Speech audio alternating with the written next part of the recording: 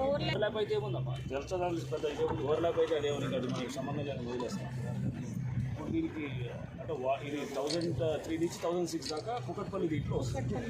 ఇక్కడ బార్డర్ ఇంకేముంది ఇంకా వేరే ఇది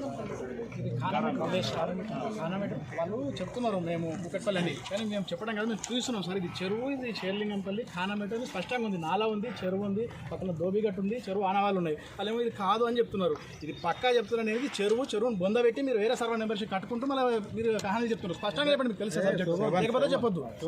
చెరువుని బొందబెట్టుకుంటే ఎట్లా మాట్లాడతారు మీరు?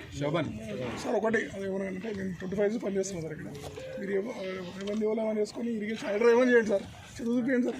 మీరు రికార్డులో ఉన్న చెరువు చూపిస్తే అయిపోతుంది కదా. చెరువు అయితే రికార్డులో 25 acres 5 acres 6.5 acres ఇంట్లో కూడా చెరువు ఉంది కదా సార్. అది ఎక్కడ చూపించండి సార్. రికార్డు పంచాయతీ రికార్డ్స్ లో ఉందని అన్నారు కదా. రెవెన్యూ రికార్డులో ఉంది సార్. రెవెన్యూ రికార్డులో 1955 కాసరపాని నుంచి చెరువు ఉంది సార్ స్పష్టంగా.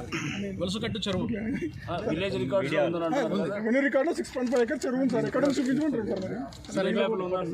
రెవెన్యూ రికార్డ్ సార్ 1955 కాసరపాని నుంచి ఈ రోజు వరకు స్పష్టంగా చెరువు ఉంది. రికార్డు చూపించాలి కదా. చెరువు చూపించాలి. ఎవరైనా కొట్టారు.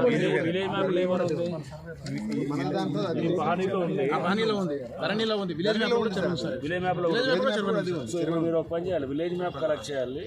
ధరణిలో ఉన్నది తీసుకుందాము. తీసుకుని నెక్స్ట్ ఇది తీసుకున్న తర్వాత ఇది సరే కాసరపానీలో కూడా ఉన్నది. నెక్స్ట్ వాళ్ళు క్లెయిమ్ చేస్తున్న సర్వే నెంబర్ ఎక్కడ వస్తుంది అనేది అది కూడా చెక్ చేయాలి. ఆన్ గ్రౌండ్ మనం సర్వే చేసి కూడా చూడాలి. అసలు వాళ్ళకి ఓనర్షిప్ ఎలా వచ్చింది అనేది కూడా చెక్ చేద్దాం. మీకు మీద ఇది చెరువుని కాపాడాలి అనే దాంట్లో ఏంటంటే